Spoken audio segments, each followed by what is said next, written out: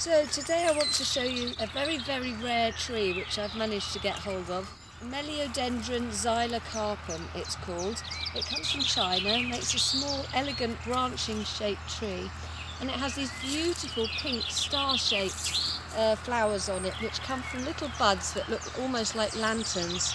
Very excited to see it flowering at such a young age, but watch this spot. We're in the Bluebells bed and see how it matures over the next few years.